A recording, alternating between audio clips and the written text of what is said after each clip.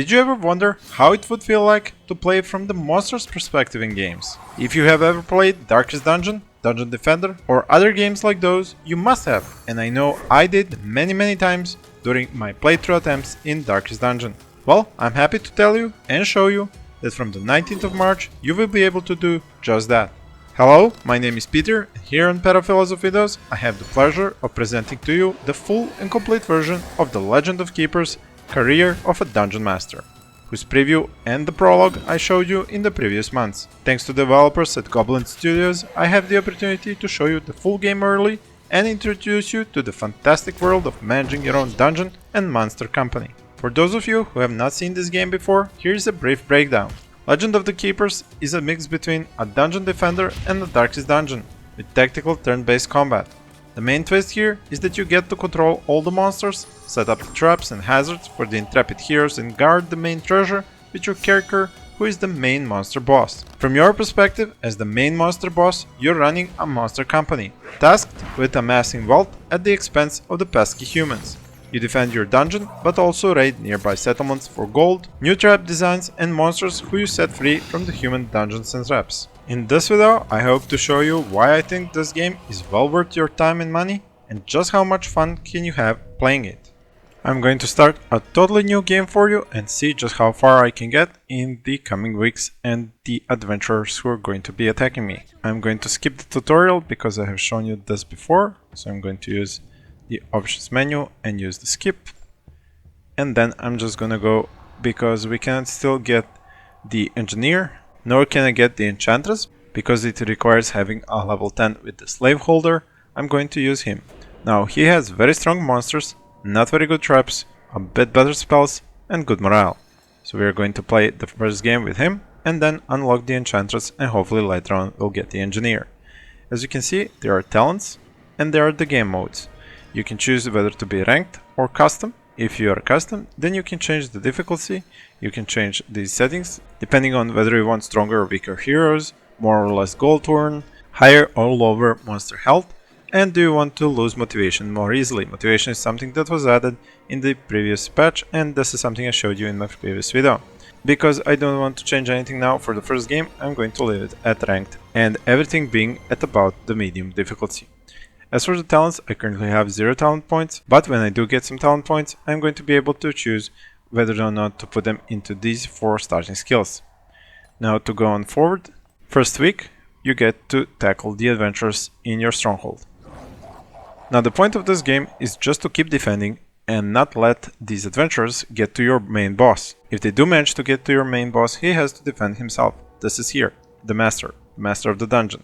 You have a certain amount of health, and if your health is drained to 0, of course you lose the game.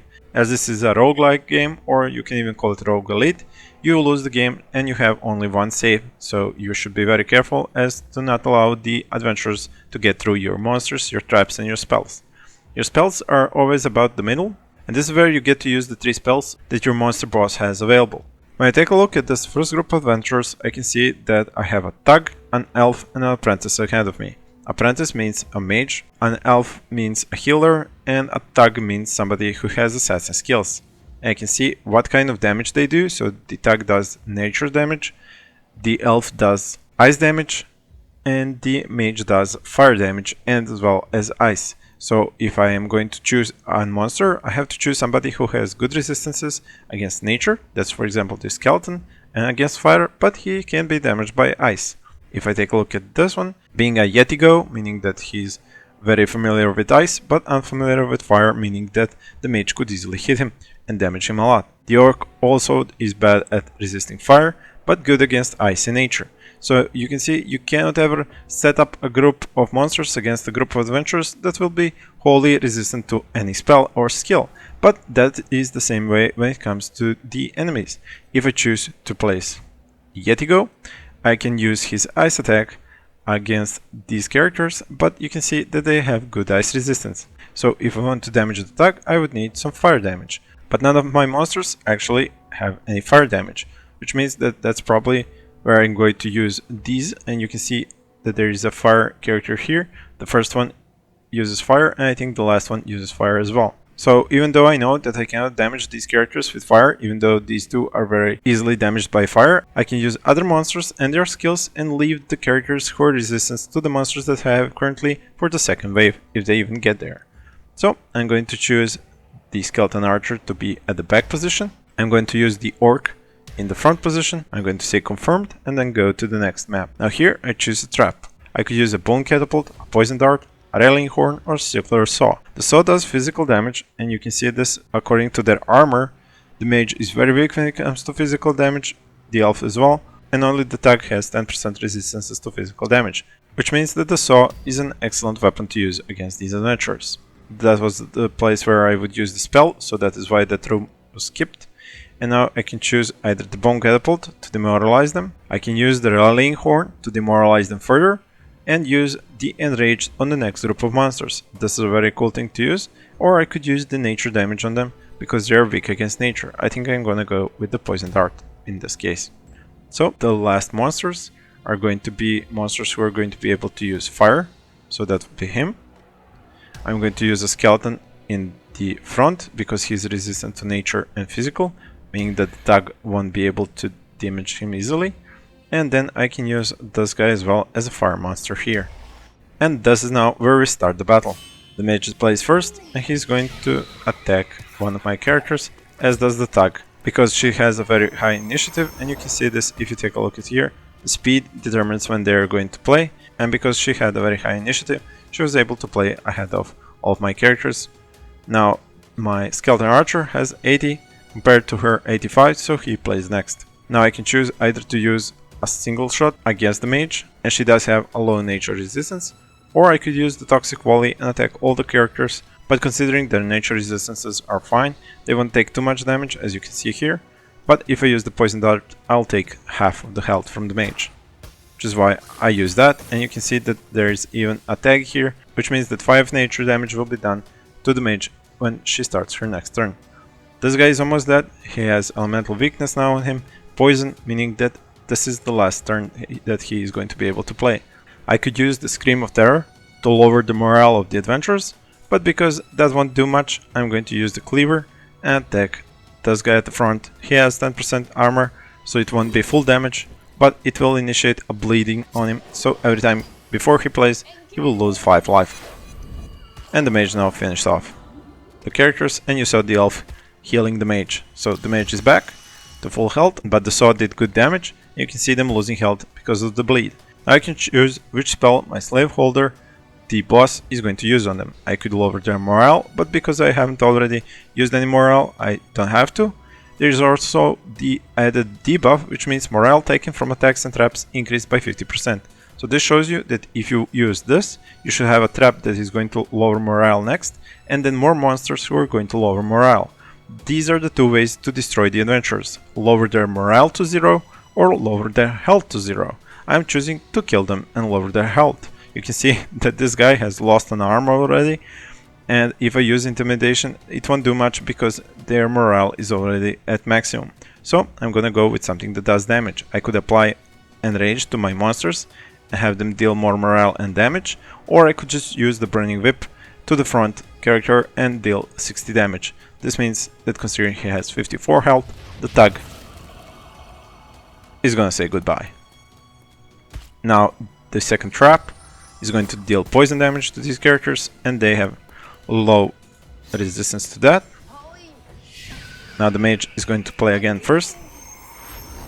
He's dealing damage, but because he does fire damage and the skeleton has a low resistance to fire, he has taken a lot of damage. Now I can play with the skeleton Magnus and take a shot at the character who has the least of resistance. That would be the elf, if I'm able to, but I cannot because the spell attacks the back unit. Now what I can do is use the fear to demoralize them, but like I said, that won't do much, so it's best that I just use it on the mage, even though it has a high resistance. But we should be able to take them out now with the frontal attack on the elf mage, and she has very low armor. That is why she is placed at the second position, but because the thug who was at position 1 no longer defends her, I can easily spear strike her and she's finished. Now all that's left is to take out the mage. Again, I'm using fire damage against her. She has high resistance, so she won't take too much damage. Now she's going to take out the skeleton easily, which means I have to keep pummeling her with the fire spells, even though it won't deal too much damage. But even if she survives, she'll be taken out by the master. There we go, just one more hit. That was the maximum I could do. She's now going to take out the last creature. And now she goes on to meet the master. Considering she's low at health and only the one character remaining, she won't be hard to take out. I can choose whichever of these I want to do, except of course the challenge, because that would be damaging just the morale and not the health. So let's use enslavement and take her out. Now because I've taken out all of them, I get blood. This means this is the resource that I've gained. If I had scared them out of their wits by lowering their morale, I would have gotten their tears. It's really funny how the developers made this work. So if you make them run away from the dungeon lowering their morale, they cry on their way out and you collect their tears. If you kill them, you collect their blood. You get gold because you have defended the dungeon, and then you choose whether you want to be rewarded with more gold, a monster like the succubus here, or a trap, a mortar here. Now this fire damage, I do not have a trap that does fire damage, which is why I'm going to choose the mortar. And that was the first week. As the advisor explains here, if your monsters die too often and you do not let them recuperate, they'll have a mental breakdown and they'll stop working for you, they'll simply quit. Which means that you need to take care of their motivation. That is why you go to the setup here and make sure to transfer any monsters who have very low morale over to the garrison for them to rest up and recuperate, and then bring them back over here. Now because I don't have any spare monsters in the garrison to switch over, I'm going to leave these here for another battle, and their morale isn't too damaged anyway. Now I can choose what to do in the weeks before the next adventure attack. I can go to the trainer and train my monsters, I can go to the merchant and buy monsters or traps, or I can choose an event and see what happens. Because I want to show you what events can be like, I'm going to choose this. So Lost Adventurer, while wandering around in the corridors this morning, you came face to face with a human. He seems as surprised as you are. What are you going to do? I could kill him, get the blood, scare him, get the tears, or capture him to sell him out for gold. Considering I have 488 gold and I don't have any tears and low blood, I think I'm gonna go with scaring him to get the tears. Now I can choose to go to the engineer and upgrade my traps, or use another event. Because I want to show you as many events as I can, I'm gonna go for the event. So, understaffing. The R&D manager needs a guinea pig to test a new trap. He's asking you to provide him with one of your employees in exchange for some gold. It's a problem because he has chosen the goblin, the one monster who has full morale, but I'm going to accept and take his gold. Now we come to the collectors, who give you tax for drinking your blood. I'm going to show you how this looks like, even though I had another random event there, because I just find this so hilarious. So these suit and tie vampires are here to collect taxes. However, blood is more valuable than gold coins to them. They could even grant you a monetary compensation in exchange for blood collection.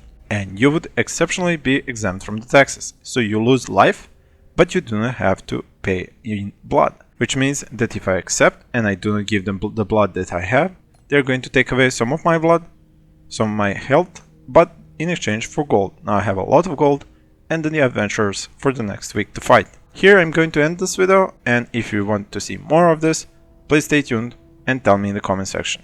Thank you for watching.